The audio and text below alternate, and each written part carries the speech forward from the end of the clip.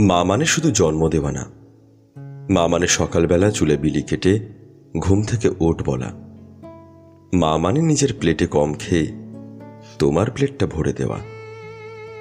মা মানে গরম জ্বরেও তোমার জামাটা আয়রন করে দেওয়া।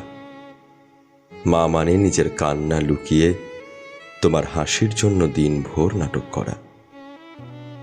আমরা যত বড় হই মা তত চুপ হয়ে যান।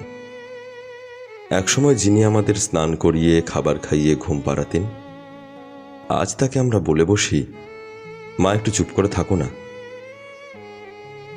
আমরা বাইরে যাই, বন্ধুদের নিয়ে গল্প করি, প্রেমে পড়ি, কাজ নিয়ে ব্যস্ত থাকি, আর মা ঘরের কোণে বসে রোজ একই কথা বলেন, আজ একটু কথা বলবি তো?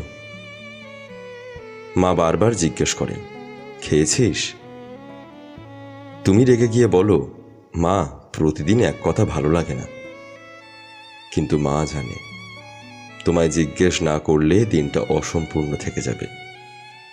মা এখন আর নতুন জামা কেনেন না, শাড়ি কেনেন না। তুমি কিছু দিলে বলেন, আমার কিছু লাগবে না রে, তুই খুশি থাক। মা এখন আর নিজের জন্য কিছু চান না, তুমি সময় দাও, এতেই তার দিনটা ভরে যায়। এক সময় সে তোমায় স্কুলে নিয়ে যেত, এখন তুমি ফোনও করো না। আর একদিন আসবে যেদিন তোমায় কেউ জিজ্ঞেস করবে না, খেয়েছিস? সেদিন তুমি ফোনের স্ক্রিনে তাকিয়ে চুপ করে থাকবে। তুমি তখন জানবে তোমার সব কিছুর ওপরে ছিল একটা শব্দ, মা।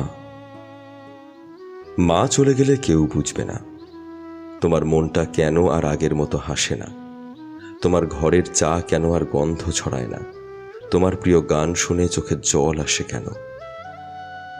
মা কোনোদিন দূরে যান না, তিনি থেকে যান।